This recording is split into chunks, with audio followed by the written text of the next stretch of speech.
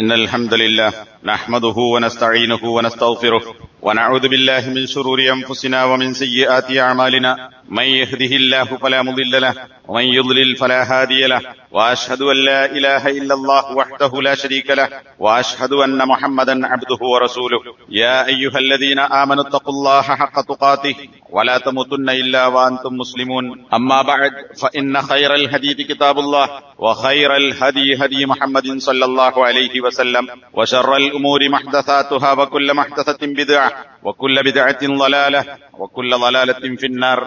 സഹോദരന്മാരെ, സത്യവിശ്വാസികൾ, അല്ലാഹു സുബ്ഹാനഹു വ തആലയുടെ ദീനായ ഇസ്ലാം അംഗീകരിക്കുന്ന ആളുകളുടെ ബാധ്യതയായി ഖുർആൻ പഠിപ്പിച്ചിട്ടുള്ള ഒരു കാര്യമാണ് ആ ഇസ്ലാമിലേക്ക് ജനങ്ങളെ ക്ഷണിക്കുക എന്ന് പറയുന്നത്, ദഅവത്ത് നടത്തുക. അതിനോട് ചേർന്ന് വിശുദ്ധ ഖുർആനിലെ പല സ്ഥലങ്ങളിലും പ്രതിപാദിച്ചിട്ടുള്ള ഒരു വിഷയമാണ് നന്മ കൽപ്പിക്കുകയും തിന്മ വിലക്കുകയും ചെയ്യുക എന്ന് പറയുന്നത്. ഖുർആനിന്റെ പ്രയോഗമനുസരിച്ച് പണ്ഡിതന്മാർ ദഅവത്ത് എന്ന് പറയുന്നത് നന്മയിലേക്ക് ക്ഷണിക്കലും അതിനെ തുടർന്ന് ഉണ്ടാകേണ്ട കാര്യമാണ് നന്മ കൽപ്പിക്കലും തിന്മ വിലക്കലും എന്ന് പറഞ്ഞത് കാണാൻ സാധിക്കും. സൂറത്തു ആലി ഇംറാനിലെ 104-ാമത്തെ വചനത്തിൽ നമ്മളൊക്കെ പലപ്പോഴും കേൾക്കുന്ന ഒരായത്താണ് വൽതക്കും മിൻകും ഉമ്മത്തുൻ യദ്ഊന ഇലൽ ഖൈർ. നിങ്ങളാൽ, അവിടെ രണ്ട് നിലക്ക് അർത്ഥം പറയും. നിങ്ങളിൽ നിന്ന് ഒരു വിഭാഗം ആളുകൾ ഉണ്ടാകട്ടെ എന്ന് പറയുന്നവരുണ്ട്, നിങ്ങളാൽ ഒരു വിഭാഗം ആളുകൾ ഉണ്ടാകട്ടെ എന്നാൽ മുസ്ലിം ഉമ്മത്തിനാൽ ഒരു വിഭാഗം ആളുകൾ ഉണ്ടാകണം, അല്ലെങ്കിൽ മുസ്ലിങ്ങളാൽ ഒരു ഉമ്മത്തുണ്ടാകണം. ആ ഉമ്മത്തിന്റെ സവിശേഷത എന്താണ്? രണ്ടിനും ചെറിയ വ്യത്യാസമുണ്ട്. മുസ്ലിങ്ങളിൽപ്പെട്ട ഒരു കൂട്ടം ആളുകൾ ഉണ്ടാകട്ടെ എന്ന് വരും. മുസ്ലിങ്ങളാൽ അല്ലെങ്കിൽ നിങ്ങളാൽ ഒരു ഉമ്മത്തുണ്ടാകട്ടെ എന്ന് പറയുമ്പോൾ മുസ്ലിങ്ങളുടെ മൊത്തം ബാധ്യതയാണ് ദഅവത്ത് നടത്തൽ എന്ന് വരും. അതാണ് ഏറ്റവും ശരിയായ വിശദീകരണം. രണ്ടാമതായി പറയുന്നത് വയഅ്മുറൂന ബിൽ മഅറൂഫി വയൻഹൗന അനിൽ മുൻകർ, നന്മ കൽപ്പിക്കുകയും തിന്മ വിലക്കുകയും ചെയ്യുന്നവരും ആയ. അപ്പൊ ഒന്ന് ദഅവത്ത് നടത്തുക, രണ്ട് നന്മ കൽപ്പിക്കുക, തിന്മ വിലക്കുക. ഉലൈക ഹുമുൽ മുഫ്ലിഹൂൻ, ഈ രണ്ട് പണികൾ ആര് നിർവഹിക്കുന്നുവോ അവർ തന്നെയാകുന്നു, അല്ലെങ്കിൽ അവർ മാത്രമാകുന്നു വിജയികൾ. അപ്പൊ രക്ഷപ്പെടണമെങ്കിൽ, അള്ളാഹുവിന്റെ പക്കൽ നിന്ന് വിജയം ഉണ്ടാകണമെങ്കിൽ ദഅവത്ത് നടത്തുക, പ്രബോധനം നടത്തുക, നന്മ കൽപ്പിക്കുക, തിന്മ വിലക്കുക എന്നീ കാര്യങ്ങൾ ഉണ്ടാകേണ്ടതുണ്ട്. നന്മ കൽപ്പിക്കുക എന്ന് പറഞ്ഞാൽ ഇവിടെ മഅറൂഫ് എന്ന് ഖുർആൻ സൂചിപ്പിച്ചിട്ടുള്ളത് മതപരമായി അംഗീകരിക്കപ്പെടുകയും പ്രോത്സാഹിപ്പിക്കപ്പെടുകയും ഒക്കെ ചെയ്തിട്ടുള്ള വാക്കുകൊണ്ടോ അല്ലെങ്കിൽ പ്രവൃത്തി കൊണ്ടോ ശരീരത്തിന്റെ അവയവങ്ങൾ കൊണ്ടോ അല്ലെങ്കിൽ ഹൃദയം കൊണ്ടോ ഒക്കെ ചെയ്യുന്ന ഏത് തരത്തിലുള്ള ഇബാദത്തും, അതായത് മതം അംഗീകരിച്ചിട്ടുള്ള ഏതൊരു കാര്യവും അതൊക്കെ മഅറൂഫ്, നന്മ, അറിയപ്പെട്ടത് എന്നാണ് ആ വാക്കിന്റെ അർത്ഥം. അപ്പൊ മതം കൽപ്പിക്കുന്നതൊക്കെ നന്മയായി അറിയപ്പെട്ട കാര്യങ്ങളാണ്, അല്ലാത്ത ഒന്നും മതം കൽപ്പിക്കുകയില്ല. അത്തരം മഅറൂഫുകൾ ജനങ്ങളോട് കൽപ്പിക്കുക, ചെയ്യേണ്ട കാര്യങ്ങൾ ചെയ്യാൻ പറയുക. ഇനി അതിന്റെ നേരെ വിപരീതമാണ് മുൻകർ. മുൻകർ എന്ന് പറഞ്ഞാൽ അങ്കറ എന്ന് പറഞ്ഞാൽ നിഷേധിച്ചു എന്നാണ്. അപ്പൊ എതിർക്കപ്പെടേണ്ട കാര്യങ്ങൾ അല്ലെങ്കിൽ മതം എതിർത്തിട്ടുള്ള വിഷയങ്ങൾ, തെറ്റാണെന്നോ മോശമാണെന്നോ പാടില്ലാത്തതാണെന്നോ എന്നൊക്കെ പറഞ്ഞ് ഇസ്ലാം വിലക്കുകയോ നിഷിദ്ധമാക്കുകയോ എതിർക്കുകയോ ചെയ്തിട്ടുള്ള ഏതൊരു കാര്യവും മുൻകറാണ്. അതാണ് അതിന്റെ നിർവചനം, അല്ലാതെ അതിന് ലിസ്റ്റില്ല. അങ്ങനെയുള്ള ഏതൊരു കാര്യവും വിലക്കുകയും ചെയ്യണം. ഇത് രണ്ടുമുള്ളവർ, ഈ രണ്ട് കാര്യങ്ങൾ ഉള്ളവർ, അവർ മാത്രമാണ് വിജയം വരിക്കാൻ പോകുന്നത്.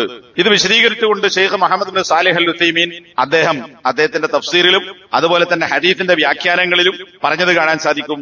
ഒന്നാമത്തെ ഘട്ടം എന്ന് പറയുന്നത് ജനങ്ങൾക്ക് നല്ലത് എന്താണ് നല്ലത് എന്ന് വിശദീകരിച്ചു കൊടുക്കലാണ്. ഇപ്പൊ ഇസ്ലാമിനെ കുറിച്ച് മൊത്തത്തിൽ പറയുക, അതുപോലെ തന്നെ ഇസ്ലാമിന്റെ തൗഹീദ്, പരലോക വിശ്വാസം എന്നിങ്ങനെയുള്ള ഖൈറുകൾ ജനങ്ങൾക്ക് വിശദീകരിച്ചു കൊടുക്കുക. രണ്ടാമത്തെ പടിയായി ഇന്ന കാര്യങ്ങൾ ചെയ്യേണ്ടതുണ്ട്, ഇന്ന കാര്യങ്ങൾ ചെയ്യാൻ പാടില്ലാത്തതുണ്ട് എന്ന് കൽപ്പനയും വിലക്കും നടത്തുക. അത് ആവശ്യമായി വരുന്ന ഘട്ടങ്ങളിലൊക്കെ നടത്തേണ്ടതുണ്ട്. അത് നാവുകൊണ്ടും കൈകൊണ്ടും ചെയ്യാം, പേന കൊണ്ട് എഴുതാം, നാവ് കൊണ്ട് പറയാം. ഇതൊക്കെ അംറു ബിൽ മഅറൂഫും നഹീൻ അനിൽ മുൻകറിന്റെയും ഭാഗമാണ്. ഇനി അതിന്റെ തന്നെ മൂന്നാമത്തെ ഒരു ഘട്ടം ഹദീസിൽ നിന്ന് പണ്ഡിതന്മാർ വിശദീകരിച്ചു. അതെന്താണ്? നാവും അതുപോലെ തന്നെ കയ്യുമല്ലാതെ ശക്തിയും അധികാരവും ഉപയോഗിച്ചുകൊണ്ട് ഊക്കോടെ അല്ലെങ്കിൽ അധികാരത്തോടെ പിടിച്ചു വെക്കുകയോ പിടിച്ചു നിർത്തുകയോ വിലക്കുകയോ തള്ളിമാറ്റുകയോ ഒക്കെ ചെയ്യാം. അത് ശക്തിയും അധികാരവും ഉള്ള ആളുകൾ ഏതു നിലക്കാണോ അവർക്കത് ചെയ്യാൻ സാധിക്കുക അങ്ങനെ കഴിവുള്ളവർ നടത്തേണ്ട സംഗതിയാണ്. അല്ലാതെ എല്ലാവരും കയ്യൂക്ക് കാണിച്ച് ശക്തി ഉപയോഗിച്ചുകൊണ്ട് അല്ലെങ്കിൽ ആയുധമെടുത്തുകൊണ്ട് തിന്മ വിലക്കാനോ നന്മ ചെയ്യാത്തവനെ ശിക്ഷിക്കാനോ ഉള്ള അധികാരമില്ല. അത് ശേഷം പറയുന്ന ഹദീസുകളിൽ നമുക്ക് മനസ്സിലാക്കാൻ സാധിക്കും. അതായത് ഓരോരുത്തർക്കും സാധ്യമാകുന്ന രീതിയിൽ ഈ കാര്യങ്ങൾ നിർവഹിക്കണം എന്നു തന്നെയാണ് വിശ്വാസികളായ ആളുകളുടെ ബാധ്യതയായി ഖുർആൻ പഠിപ്പിക്കുന്നത്. സൂറത്തു ആലി ഇംറാനിലെ തന്നെ 110-ാമത്തെ ആയത്തിൽ കുന്തും ഖൈറ ഉമ്മ, നമ്മൾ സാധാരണ കേൾക്കുന്നതാണ്, കുന്തും ഖൈറ ഉമ്മത്തിൻ ഉഖ്രിജത് ലിന്നാസ്, ജനങ്ങൾക്കായി പുറപ്പെടുവിക്കപ്പെട്ട എന്ന് പറഞ്ഞാൽ അള്ളാഹു സൃഷ്ടിച്ചിട്ടുള്ള ഉമ്മത്തിൽ വെച്ച് ഏറ്റവും നല്ല ഉമ്മത്ത് സമുദായം നിങ്ങളാണ്. അപ്പൊ ഇവിടെ എന്തായി?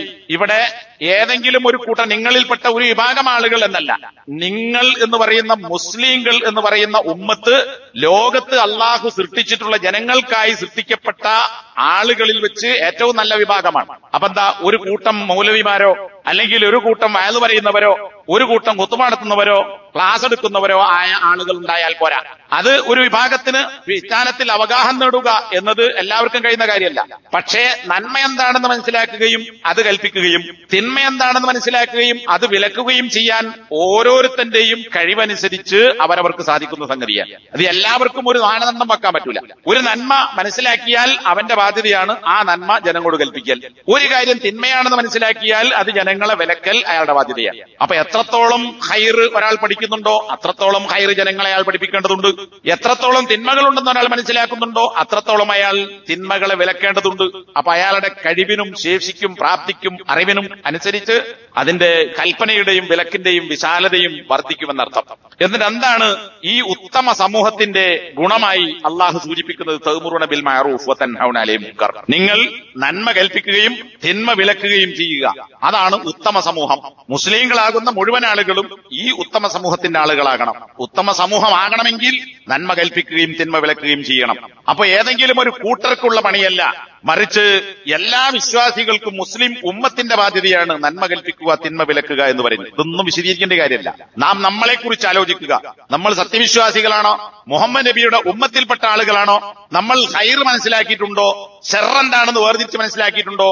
എങ്കിൽ അത് കൽപ്പിക്കുകയും വിലക്കേണ്ടവ വിലക്കുകയും ചെയ്യേണ്ടത് വിജയം വരിക്കാൻ നമ്മുടെ ഓരോരുത്തരുടെയും ബാധ്യതയാണ്, നമ്മുടെ കഴിവിനനുസൃതമായി. ഒന്നുകൂടി ആവർത്തിക്കുന്നു, എല്ലാവർക്കും ഒരേപോലെയല്ല. അവരവർക്ക് നൽകപ്പെട്ട കഴിവും അറിവും ബുദ്ധിയും ശക്തിയും അനുസരിച്ച് അവരുടെ ബാധ്യത നിർവഹിക്കേണ്ടതുണ്ട്. സൂറത്തുൽ അറാഫിലെ തന്നെ 199-ാമത്തെ വചനം നബി സല്ലല്ലാഹു അലൈഹി വസല്ലമയോടുള്ള അള്ളാഹുവിന്റെ കൽപ്പന, ഖുദിൽ അഫ്വ, നീ വിട്ടുവീഴ്ച സ്വീകരിക്കണം. വിട്ടുവീഴ്ച എത്രയൊക്കെ കാണിക്കാൻ പറ്റുമോ അതിന് സ്വീകരിക്കണം എന്ന് പറഞ്ഞാൽ എല്ലായിടത്തും വിട്ടുവീഴ്ച കാണിക്കണം എന്നില്ല. വിട്ടുവീഴ്ച കാണിക്കുക എന്നത് ഒരു ഔദാര്യമാണ്. എന്നാൽ അവകാശം നേടുക എന്ന് പറയുന്നത് അല്ലെങ്കിൽ നടപ്പിലാക്കുക, അതിനുവേണ്ടി പ്രവർത്തിക്കുക എന്ന് പറയുന്നത് അത് ഒരു ഹക്ക് നേടിയെടുക്കൽ, അത് അവകാശമാണ്. വിട്ടുവീഴ്ച കാണിക്കൽ ഔദാര്യമാണ്. അപ്പൊ എല്ലാ സ്ഥലത്തും ഔദാര്യം കാണിച്ചു കൊള്ളണം, വിട്ടുവീഴ്ച കാണിക്കണം എന്നില്ല. വിട്ടുവീഴ്ച കാണിക്കേണ്ടടുത്ത് കാണിക്കാം. അതല്ല, ഞാൻ വിട്ടുവീഴ്ച ചെയ്യുന്നില്ല, കർശനമായ നിലപാട് സ്വീകരിക്കുന്നു, ഒരു മാപ്പും കൊടുക്കുന്നില്ല എന്നൊരാൾ തീരുമാനിച്ചാൽ, പ്രതികാരം ചോദിക്കണമെന്ന് തീരുമാനിച്ചാൽ അത് അയാൾക്കുള്ള ഹക്കാണ്, അവകാശമാണ്. ആ അവകാശത്തിൽ അയാൾ വരുത്തുന്ന ഒരു ആനുകൂല്യമാണ് വിട്ടുവീഴ്ച ചെയ്യുക എന്നുള്ളത്. അപ്പൊ കഴിയുന്നിടത്തോളം അത് ചെയ്യാം. വഅ്മുർ ബിൽ ഉർഫി, ഇവിടെ ഉർഫ് എന്ന വാക്കാണ് ഖുർആൻ ഉപയോഗിച്ചത്, മഅറൂഫ് എന്നല്ല. ഉർഫ് എന്നതിന് നാട്ടുനടപ്പ് എന്നും മതപരമായ നന്മ എന്നും രണ്ടർത്ഥത്തിലും ഉർഫ് എന്നതും മഅറൂഫ് എന്നതും ഉപയോഗിക്കാറുണ്ട്. നാട്ടുനടപ്പ്, നാട്ടിൽ പൊതുവെ ആളുകൾ നന്മയായി സ്വീകരിച്ചു വരുന്ന കാര്യങ്ങൾ എന്തൊക്കെയാണോ ഏതൊരു സമൂഹത്തിലാണെങ്കിലും അതൊക്കെ ഇസ്ലാം അംഗീകരിച്ചിട്ടുണ്ട്. അതുകൊണ്ട് തന്നെ ഉർഫ് അല്ലെങ്കിൽ മഅറൂഫ് എന്നതിന് രണ്ടർത്ഥം പണ്ഡിതന്മാർ വിശദീകരിക്കാറുണ്ട്. ഒന്ന്, നാട്ടുനടപ്പനുസരിച്ച് നന്മയായി ഗണിക്കപ്പെടുന്ന കാര്യങ്ങൾ, അതൊക്കെ ഇസ്ലാം അംഗീകരിച്ചു കൊടുത്ത കാര്യങ്ങളാണ്. മതപരമായി അംഗീകരിക്കപ്പെട്ട നന്മകൾ രണ്ടും ഈ ഉർഫ് മഅറൂഫ് എന്നതിന്റെ പരിധിയിൽപ്പെടും. സന്ദർഭത്തിനനുസരിച്ച് വഅ്മുർ ബിൽ ഉർഫ്, നീ ഉർഫ് നടപ്പ് കൽപ്പിക്കുക എന്ന് പറഞ്ഞാൽ നന്മ നീ കൽപ്പിക്കണം.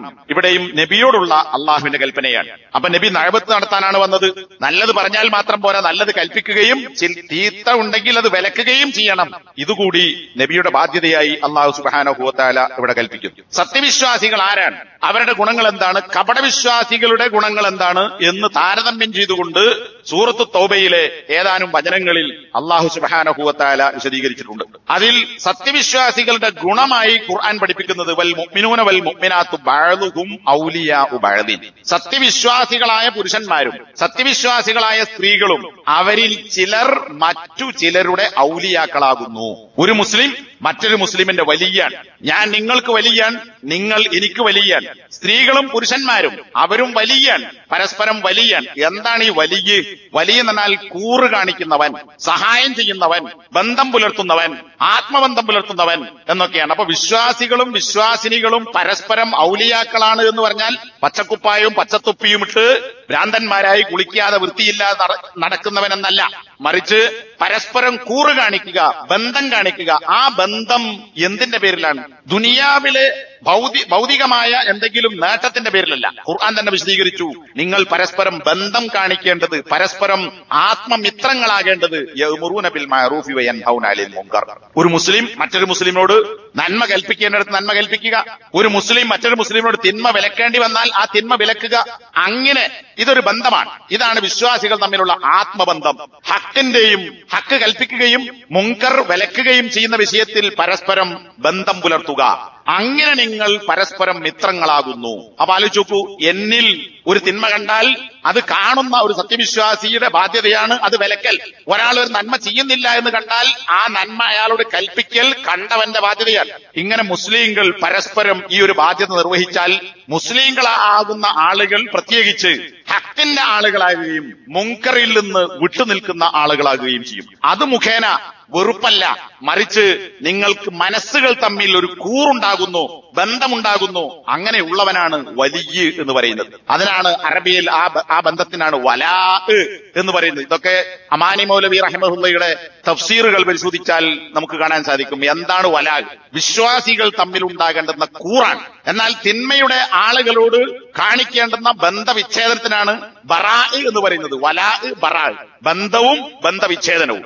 അതെന്തിന്റെ അടിസ്ഥാനത്തിലാകണം? വിശ്വാസത്തിന്റെയും കർമ്മത്തിന്റെയും അടിസ്ഥാനത്തിലായിരിക്കണം. നന്മ കൽപ്പിക്കുക, തിന്മ വിലക്കുക എന്നതിന്റെ അടിസ്ഥാനത്തിലാകണം എന്ന് ഈ ആയത്തിൽ നിന്ന് നമുക്ക് കാണാൻ സാധിക്കും. എന്നാൽ ഇതേ സൂറത്തിൽ തന്നെ ഇതിന്റെ മുമ്പ് കപടവിശ്വാസികളും കപടവിശ്വാസിനികളുമായ ആളുകൾ ആരാണ് എന്ന് ഖുർആൻ പറഞ്ഞിട്ടുണ്ട്. പുരുഷന്മാരും സ്ത്രീകളുമായ കപടവിശ്വാസികളും വിശ്വാസിനികളും.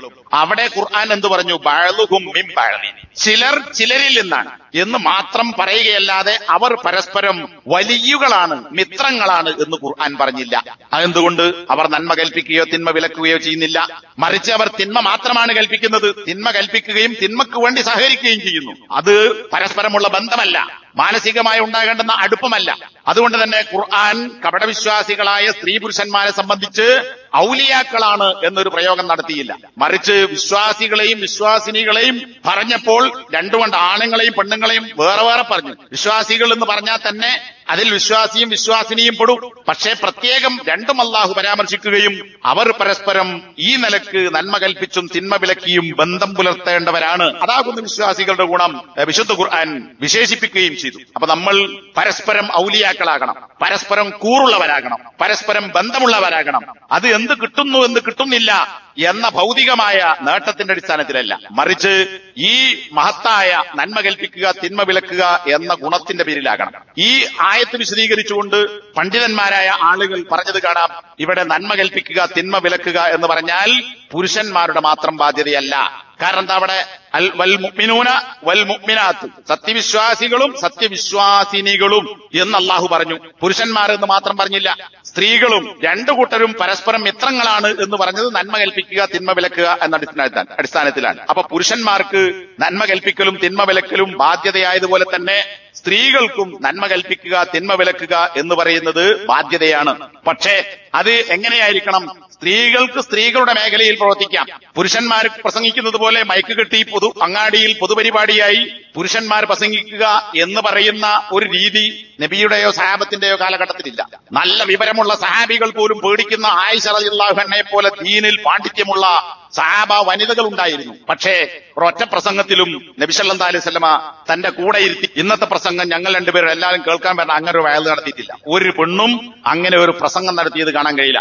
മറിച്ച് സ്ത്രീകൾക്കിടയിൽ വീടുകളിൽ ചെന്നോ അല്ലെങ്കിൽ സ്ത്രീ സമൂഹത്തിലോ സഹോദരിമാരായ ആളുകളോടോ അല്ലാത്തവരോടോ നന്മ കൽപ്പിക്കാമെന്നല്ല, അത് അവരുടെ ബാധ്യതയാണ്, അവർ കാണിക്കേണ്ട വല ആണ്, കൂറാണ് എന്ന് ഈ ആയത്തിനെ വിശദീകരിച്ചുകൊണ്ട് പണ്ഡിതന്മാർ വിശദീകരിച്ചു. ഷെയ്ഖ് ഉസൈമീൻ പറയാൻ ലൈസ ഫീ മജാമിഇർ റിജാൽ, പുരുഷന്മാർ ഒരുമിച്ച് കൂടുന്നിടത്തല്ല പെണ്ണുങ്ങൾ പോയി പ്രസംഗിക്കേണ്ടത്. വഫീ അസ്വാഖിർ റിജാൽ, ആണുകൾ വരുന്ന അങ്ങാടികളിലുമല്ല പ്രസംഗിക്കേണ്ടത്, മറിച്ച് അത് സ്ത്രീകൾക്കിടയിലായിരിക്കണം എന്ന്. ഫീ ഹുഖൂലിൻ നിസാ, സ്ത്രീകളുടെ വയലുകൾ എന്ന് പറഞ്ഞാൽ സ്ത്രീകളുടെ മേഖലയിൽ സ്ത്രീകൾ ദഅവത്ത് നടത്താമെന്നല്ല, നടത്തണം എന്ന് ഇതിൽ നിന്ന് വളരെ ചുരുക്കി നമുക്ക് വിശദീകരിക്കാൻ മനസ്സിലാക്കാൻ സാധിക്കും. ഇനി നന്മ കൽപ്പിക്കുക തിന്മ വിലക്കുക എന്ന ബാധ്യത നമ്മൾ നിറവേറ്റാതിരുന്നാൽ ഉണ്ടാകുന്ന കുഴപ്പമെന്താണ്? അള്ളാഹുവിന്റെ ലഅനത്തുണ്ടാകുമെന്നതാണ്. സൂറത്തുൽ മാഇദ 78-79 വചനങ്ങളിൽ അള്ളാഹു സുബ്ഹാനഹു വ തആല ബനൂ ഇസ്രായേലിൽപ്പെട്ട ആളുകൾ അവരിൽ വന്ന പ്രവാചകനായ ദാവൂദിന്റെയും ഈസയുടെയും അലൈഹിമുസ്സലാം, ഈ രണ്ട് പ്രവാചകന്മാരുടെ നാവിലൂടെ ബനൂ ഇസ്രായേലിൽപ്പെട്ട കാഫിറുകൾ ശപിക്കപ്പെട്ടു. എന്താ പറയുന്നത്? എന്താ ശാപമേൽക്കാൻ കാരണം? ബിമാ അസൗ വകാനൂ യഅ്തദൂൻ, ദാലിക ബിമാ അസൗ, അവർ അള്ളാഹുവിന്റെയും പ്രവാചകന്മാരുടെയും കൽപ്പനയ്ക്ക് എതിര് പ്രവർത്തിച്ചു. അവർ അതിരുകൾ വിട്ടുകടന്നു. ഈ കാരണത്താൽ അവർക്ക് അള്ളാഹുവിന്റെ ശാപമുണ്ടായി. ഒരു കാരണം.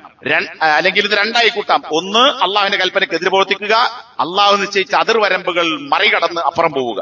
ഖാനൂല യതനാഹൗന അൻ മുൻകരിൻ ഫഅലു.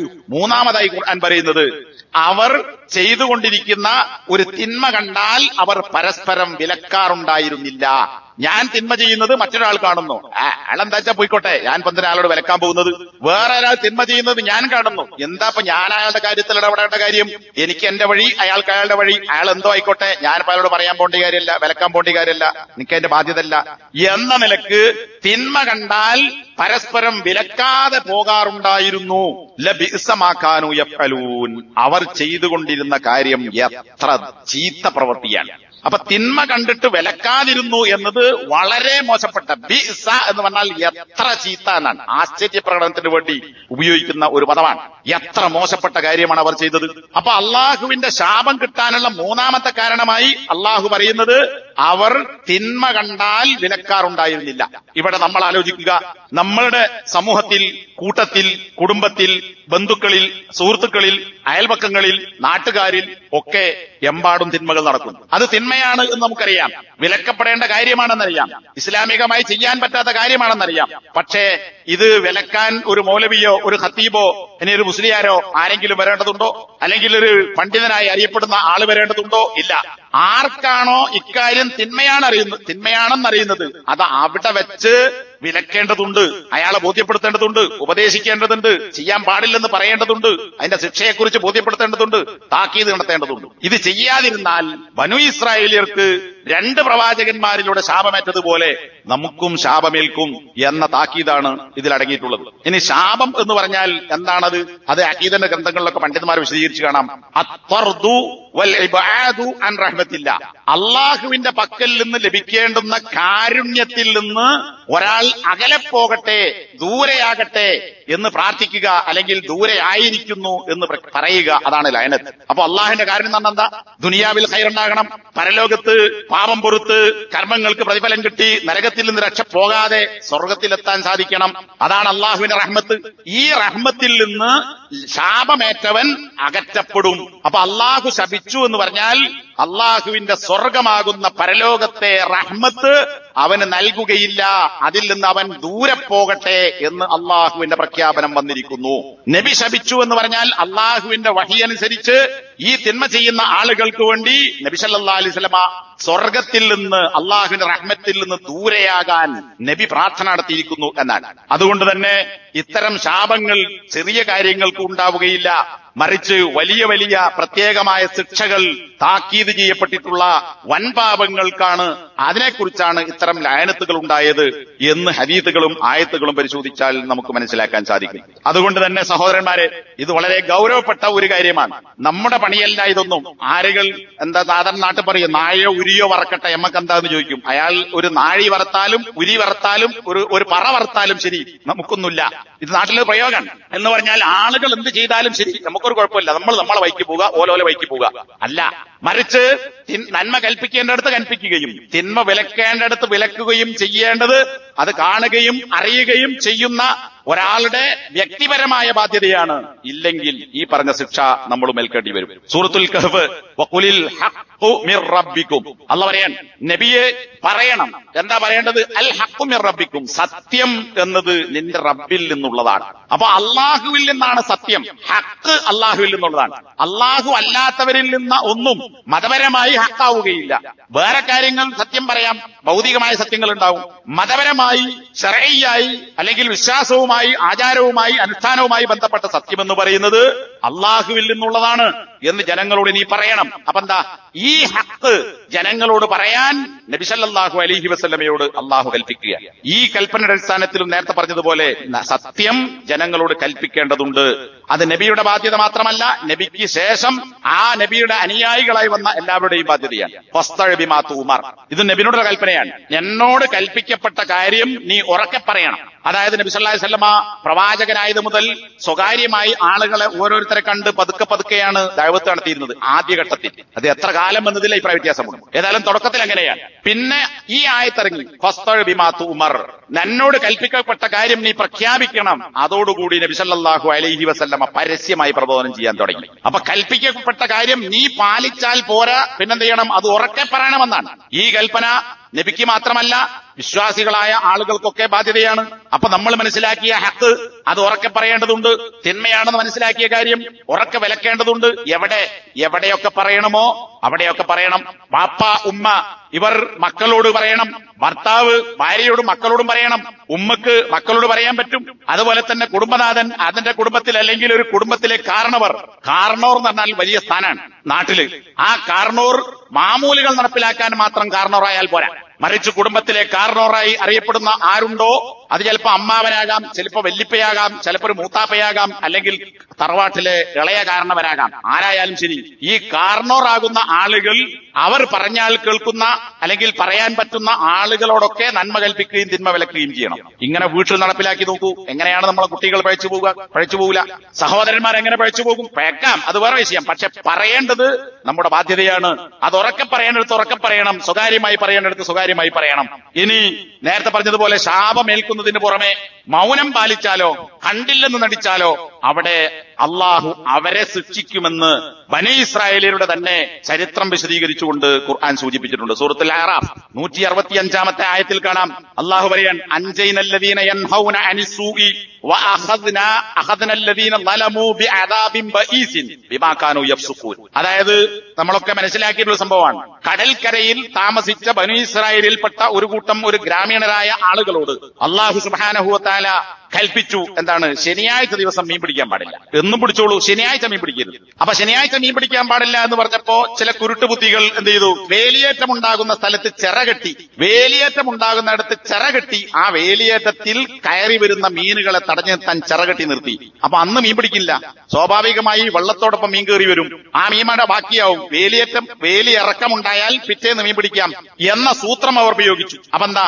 അള്ളാഹുവിന്റെ നിയമം ലംഘിക്കാൻ ഒരു കുതന്ത്രം ചില കുരുട്ടുബുദ്ധികൾ കണ്ടെത്തിയതാണ്. അപ്പോ ഒരു കൂട്ടം ഈ തിന്മ ചെയ്തു, മറ്റൊരു കൂട്ടം ആളുകൾ നിങ്ങൾ അങ്ങനെ ചെയ്യരുത് എന്ന് വിലക്കി.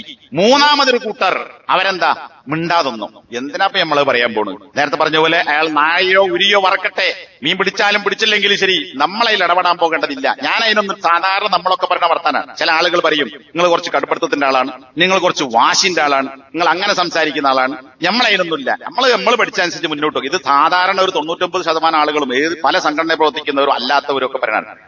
നമ്മൾ പഠിച്ചതനുസരിച്ച് മുന്നോട്ട് പോകുന്നു. നമ്മൾ ആരോടും പറയാൻ കൽപ്പിക്കാനും വിലക്കാനൊന്നുമില്ല, ഇടങ്ങേറിനും ബുദ്ധിമുട്ടൊന്നുമില്ല. എന്നാൽ ഇപ്പണി എടുത്തില്ലെങ്കിൽ ഇടങ്ങേറും ബുദ്ധിമുട്ടും പരലോകത്തുണ്ടാകും, ദുനിയാവിൽ തന്നെ ഉണ്ടാകുമെന്നാണ് അള്ളാഹുവിന്റേതാക്കിയത്. അപ്പൊ ഈ മൂന്നാം കക്ഷി തിന്മ ചെയ്തവരെ വിലക്കാതെ നോക്കി നിന്ന, മാത്രമല്ല അവരെന്തൊരു ന്യായം പറഞ്ഞു? ലിമ തഅദൂന ഖൗമൻ അല്ലാഹു മുഹ്ലികുഹും ഔ മുഅദ്ദിബുഹും അദാബൻ ശദീദ. എന്തിനാ കൂട്ടരെ വയൽ പറഞ്ഞ ചെയ്യരുത്, മീൻ പിടിക്കരുത് ശനിയാഴ്ച എന്ന് പറഞ്ഞ ആളുകളെ വിലക്കിയവരോട് നോക്കി നിന്ന ഈ മൂന്നാം കക്ഷിന്റെ വയല് എന്താ വയല്? നിങ്ങൾ എന്തിനാ വയലറിയാൻ പോണത്? ലിമ തഅദൂന, നിങ്ങൾ എന്തിനാ വയലറിയാൻ പോണത്? ഒരു കൂട്ടം ആളുകളെ അള്ളാഹു ഒരു പക്ഷേ അവരെ നശിപ്പിക്കാൻ പോകുന്നു, അല്ലെങ്കിൽ അവരെ ശിക്ഷിക്കാൻ പോകുന്നു. കഠിനമായ ശിക്ഷ ഒന്നുകിൽ ദുനിയാവിലുണ്ടാവും, ആഖിറത്തിലുണ്ടാവും. ഓല് ചാകെ നശിക്ക നശിക്കേ എന്തോ ചെയ്തോട്ടെ, നിങ്ങൾ എന്തിനാണ് വയലെറിയാൻ പോണത് എന്ന് പറയുന്ന നല്ല വൈറ്റ് കോളറിന്റെ ആളുകളായി നടക്കുന്ന ഞാൻ നിങ്ങളെ പോലെ അയിനുദിനൊന്നുമില്ല. നമ്മളിങ്ങനെ ഒരു നല്ല സമീപനം എന്നാ മിണ്ടാതൊക്കെ നല്ല സമീപനം എന്ന് പലരും ആളുകൾ പറയുന്നത്. അപ്പൊ ആ നല്ല സമീപനം സ്വീകരിച്ച് വൈറ്റ് കോളറിന്റെ ആളുകളാകാൻ ശ്രമിച്ച ആളുകളെ അള്ളാഹു എന്ത് ചെയ്തു? ആ ആളുകളെ കുറിച്ച് അള്ളാഹ് പറഞ്ഞു, അൻജൈനല്ലദീന യൻഹൗന അനിസ്സൂഇ, തിന്മ വിലക്കിയവരെ നാം രക്ഷപ്പെടുത്തി. വഅഖദ്നല്ലദീന ളലമു, അക്രമം പ്രവർത്തിച്ച, അതായത് മീൻ പിടിക്കരുത് എന്ന് പറഞ്ഞപ്പോ മീൻ പിടിക്കാൻ കുതന്ത്രം കാണിച്ച അക്രമികളെ നാം പിടികൂടി. ബി അദാബിൻ ബഈസിൻ, വളരെ ബഅ്സ് മോശമായ ശിക്ഷ കൊണ്ട്. ബിമാ കാനു യഫ്സുഖൂൻ, അവർ തമ്മാടിത്തം കാണിച്ചത്. ഫാസിഖ എന്ന് പറഞ്ഞാൽ കൽപ്പന ലംഘിക്കുകയാണ്. മീൻ പിടിക്കരുത് എന്ന അള്ളാഹുവിന്റെ കൽപ്പന ലംഘിച്ചതിനാൽ അവരെ കടുത്ത ശിക്ഷ കൊണ്ട് നാം പിടികൂടി. അപ്പൊ ഇവിടെ രക്ഷപ്പെടുത്തിയത് ആരെയാ? വിലക്കിയ ആളുകളെ രക്ഷപ്പെടുത്തി. മീൻ പിടിച്ചവരെ ശിക്ഷിച്ചു. അക്കൂട്ടത്തിൽ ആരെയും നോക്കി നിന്നവരെയും അള്ളാഹു ശിക്ഷിച്ചു. എന്നാൽ രക്ഷ കിട്ടിയത് വിലക്കിയ ആളുകൾക്കാണ്. അപ്പൊ നോക്കി നിന്നാൽ ഇതൊന്നും നമ്മുടെ പണിയല്ല എന്ന് ധരിച്ച് മാറി നിന്നാൽ അവിടെ എന്തുണ്ടാകും? ശിക്ഷ ഒരുപക്ഷെ ദുനിയാവിൽ തന്നെ ഏൽക്കേണ്ടി വരും എന്ന ശക്തമായ താക്കീത് കൂടി ഈ ആയത്തുകളിൽ നിന്ന് നമുക്ക് മനസ്സിലാക്കാൻ സാധിക്കും. അതുകൊണ്ട് സഹോദരന്മാർ, ഇങ്ങനെ എമ്പാടും ആയത്തുകൾ വിശുദ്ധ ഖുർആനിൽ തന്നെ നമുക്ക് കാണാൻ സാധിക്കും. ഇപ്പറഞ്ഞതിൽ നിന്ന് അംറും ബിൽ മഅറൂഫ് നഹ്യുൻ അനിൽ മുൻകർ സത്യവിശ്വാസികളുടെ ബാധ്യതയാണെന്നും അത് നിർബന്ധമാണെന്നും ചെയ്താൽ എന്ത് ഗുണം കിട്ടുമെന്നും ഇല്ലെങ്കിൽ എന്തൊക്കെ തരത്തിലുള്ള ശിക്ഷകൾ ഉണ്ടാകുമെന്നും വളരെ ചുരുക്കി മറ്റ് വിശദീകരണങ്ങളില്ലാതെ തന്നെ ഇതിൽ നിന്ന് നമുക്ക് മനസ്സിലാക്കാൻ സാധിക്കും. അല്ലാഹു സുബ്ഹാനഹു വ തആല അംറും ബിൽ മഅറൂഫ് നഹ്യുൻ അനിൽ മുൻകർ നടത്തുന്ന, നന്മ കൽപ്പിക്കുകയും തിന്മ വിലക്കുകയും ചെയ്യുന്ന, വിജയം വരിക്കുന്ന വിശ്വാസികളിൽ ഉൾപ്പെടാൻ നമുക്കെല്ലാം തൗഫീഖ് നൽകി അനുഗ്രഹിക്കുമാറാകട്ടെ. അൽഹംദുലില്ലാഹ് വസല്ലല്ലാഹു അലാ മുഹമ്മദ് അല്ലദീ ബല്ലഗ റിസാലത വഅദ്ദ അമാന. നേരത്തെ തിന്മ വിലക്കുക എന്ന് പറഞ്ഞത് കൈകൊണ്ട് തടുക്കുക എന്ന് പറഞ്ഞു. ഇത് നബി സല്ലല്ലാഹു അലൈഹി വസല്ലമയുടെ ഹദീസുകളിൽ നമുക്ക് കാണാം. മൻ റആ മിൻകും മുൻകറൻ, നിങ്ങളിൽ ആരെങ്കിലും വല്ല തിന്മയും കണ്ടാൽ, കണ്ടോ ഇവിടെ മൗലവി കണ്ടാൽ നല്ല, ഖത്തീബ് പറഞ്ഞാൽ നല്ല, ഖുർആൻ ക്ലാസ് എടുക്കണവൻ കണ്ടാൽ നല്ല. മൻ റആ മിൻകും മുൻകറൻ, മുസ്ലിങ്ങൾ എന്ന് പറയുന്ന നിങ്ങളിൽ നിന്ന് ആരെങ്കിലും കണ്ടാൽ, എല്ലാവർക്കും ബാധകമാണ്, ആര് കണ്ടാലും മുൻകറൻ, വല്ല നിഷിദ്ധമായ കാര്യവും കണ്ടാൽ ഫൽയുഗയ്യിർഹു ബിയദിഹി, ആ കണ്ട തിന്മയെ കൈകൊണ്ട് അവൻ മാറ്റട്ടെ. എന്തെന്നാ ചെയ്യല്ലടാ എന്ന് പറയാൻ പിടിക്കാൻ കഴിവുള്ളവൻ പിടിച്ചു മാറ്റട്ടെ, തള്ളാൻ കഴിയുന്നവൻ തള്ളി മാറ്റട്ടെ, ഇനി വല്ല ശിക്ഷയും കൊടുത്തു മാറ്റാൻ കഴിവുള്ളവൻ അങ്ങനെ ചെയ്യട്ടെ. ഫൈലം യസ്തതി ഫബിലിസാനിഹി, ശക്തിയോ കയ്യോ ഉപയോഗിച്ച് അധികാരമോ ഉപയോഗിച്ച് ചെയ്യാൻ പറ്റാത്തവനാണെങ്കിൽ രണ്ടാമത്തെ പടി നാവ് കൊണ്ട് വിലക്കുക എന്നതാണ്. തൊള്ളോണ്ട് പറയാൻ ചെയ്യരുതാ എന്ന് അതിന്റെ ഭവിഷ്യത്തുകൾ പറഞ്ഞവന് വിലക്കണം. ഫൈലം യസ്തതി, നാവ് കൊണ്ട് പറയാനും സാധിക്കാത്തവനാണ്, ഊമയാണ്, അല്ലെങ്കിൽ സംസാരശേഷിയില്ലാത്തവനാണ്, ഇനി പറയാൻ മാത്രം അവന് ഇൽമില്ല എങ്കിൽ ഫബി ഖൽബിഹി, അവന്റെ ഹൃദയം കൊണ്ടെങ്കിലും, ആ ഹൃദയം കൊണ്ടെന്താ? ഹൃദയം കൊണ്ട് അതിനെ വെറുക്കുക എന്നുള്ള, ആ തിന്മയെയും അവനെയും വെറുക്കുക. വദാലിക അദ്അഫുൽ ഈമാൻ, അത് വിശ്വാസത്തിന്റെ ഏറ്റവും ദുർബലമായ വശമാണ്. ഇത് മനസ്സുകൊണ്ടെങ്കിലും വെറുക്കൽ വിശ്വാസത്തിന്റെ ഏറ്റവും ദുർബലമായ പടി, ഏറ്റവും അടിയത്തെ പടിയാണ്. അതിന്റെ അപ്പുറത്തൊന്നില്ല.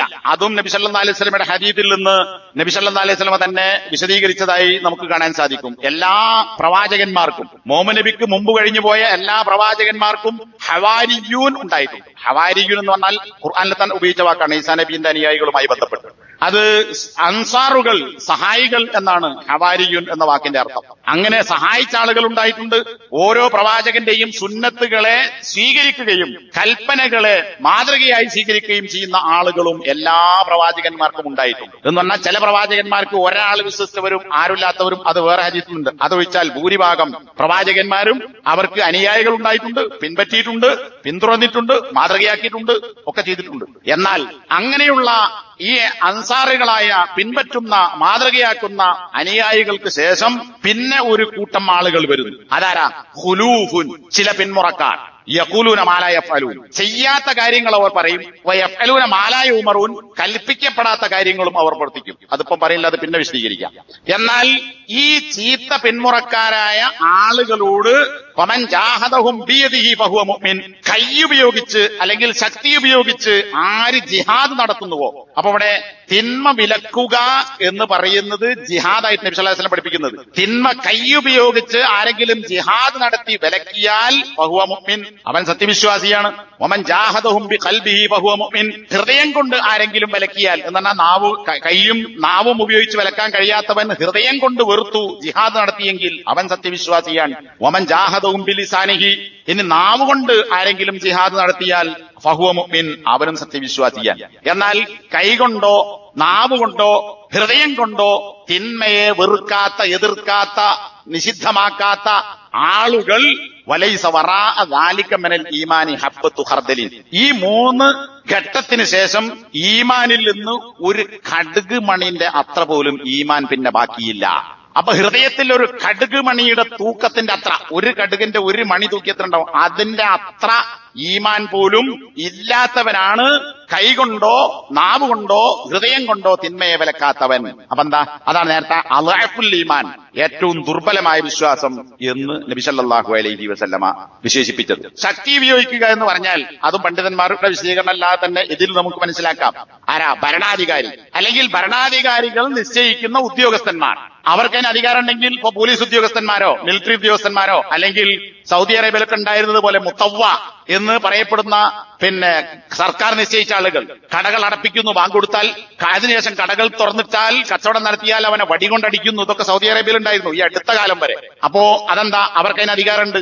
ഭരണാധികാരി, രാജാവ് നൽകിയ അധികാരമാണ് തിന്മ ചെയ്യുന്നവനെ അടിച്ചു വിലക്കുക, അതുപോലെ തന്നെ പർദ്ദയിടാത്തവനെ അടിക്കുക. ഇത് രാജ്യത്ത് സൗദി അറേബ്യയിൽ നടപ്പിലാക്കിയ നിയമമാണ്. അപ്പൊ അങ്ങനെ അധികാരികൾ അധികാരം നൽകിയ ആളുകൾക്കോ അധികാരവും ശക്തിയും ഉപയോഗിച്ച് നടപ്പിലാക്കാം. പിന്നെ ആർക്കാം? മാതാപിതാക്കൾക്ക്, ബാപ്പക്ക് കുടുംബത്തിൽ മക്കളെ അടിക്കാം. പിന്നെ ഹദീസ് കാണാം, ഇറയത്തൊരു വടി തൂക്കിയിടുക. അതെന്തിനാ? വീട്ടുകാരെ ഉണർത്താൻ. ഇത് ഉപയോഗിക്കും ചിലപ്പം ബാപ്പ എന്ന് മനസ്സിലാക്കാനാണ്, ഒരു മുന്നറിയിപ്പാണ്. അപ്പൊ വേണ്ടി വന്നാൽ വടി ഉപയോഗിച്ചോ കൈ ഉപയോഗിച്ചോ പിടിച്ചു നിർത്തിയോ ഒക്കെ മക്കളെ ചിലപ്പോൾ റൂമിലിട്ട് അടക്കേണ്ടി വരും, അല്ലെങ്കിൽ ആ നിലക്ക് തടയേണ്ടി വരും, അല്ലെങ്കിൽ ശകാരിച്ച് തടയേണ്ടി വരും. അത് അവർക്ക് മനസ്സിലാക്കാൻ പറ്റും, ഉമ്മക്ക് പറ്റും. ഉമ്മയെക്കുറിച്ച് റാഇയത്തുൻ ഫീ ബൈതിഹാ, വീട്ടിലെ ഭരണാധികാരിയാണ്, മേയ്ക്കുന്ന ആളാണ് എന്നാണ് നബി സല്ലല്ലാഹു അലൈഹി വസല്ലം വിശേഷിപ്പിച്ചത്. വീടിന്റെ ഭരണാധികാരി അല്ലെങ്കിൽ മേയ്ക്കുന്നവൾ, വീട്ടിലുള്ള ആളുകളെ മേച്ച് നടക്കുന്ന ഉത്തരവാദിത്തം ഭാര്യക്കാണ്, ഉമ്മക്കാകുന്നു. അപ്പൊ ഉമ്മക്ക് മക്കളുടെ കാര്യത്തിൽ ഈ ശക്തി ഉപയോഗിക്കാൻ പറ്റും. ഇതല്ലാതെ ഏതെങ്കിലും ഇത്തരം തിന്മ കണ്ടാൽ ഓനെ പോയിട്ട് അടിക്കാനോ പിടിക്കാനോ കൈകൊണ്ട് ഞെക്കാനോ കഴുത്ത് പിടിച്ച് ഞെക്കാനോ മുറുക്കി പിടിക്കാനോ ഒന്നും നമുക്കാർക്കും അധികാരമില്ല. അപ്പോ അധികാരമുള്ളവർ ആണത് പ്രയോഗിക്കേണ്ടത്. ആരാണോ അവർ. ഇല്ലെങ്കിൽ നാവുകൊണ്ട് പറയാ, ഇല്ലെങ്കിൽ കൈകൊണ്ട് എഴുതുക. കൈകൊണ്ട് തന്നെ, കൈകൊണ്ട് പേന കൊണ്ട് എഴുതാം, ലേഖനം എഴുതാം, കുറിപ്പെഴുതാം. എന്തിന്? തിന്മ വിലക്കാൻ, നന്മ കൽപ്പിക്കാൻ ഒന്നിനും പറ്റൂലേ. ഹൃദയം കൊണ്ട് വെറുത്തിട്ട് അവരോട് അകൽച്ച പാലിക്കുക. അതിനാണ് അത്തരം ആളുകളോട് പിണങ്ങുക അല്ലെങ്കിൽ ബഹിഷ്കരണം നടത്തുക എന്ന് പറയുന്നത്. അത് വേറൊരു വിഷയമാണ് അതിന്റെ ഭാഗമായി. ഏതായിരുന്നാലും അല്ലാഹു സുബ്ഹാനഹു വ തആല ഈ തരത്തിലുള്ള യഥാർത്ഥ വിശ്വാസികളിൽ വിജയം വരിക്കുന്ന ഗുണം ഉണ്ടാകുന്ന യഥാർത്ഥ വിശ്വാസികളിൽ അല്ലാഹു എന്നെയും നിങ്ങളെയും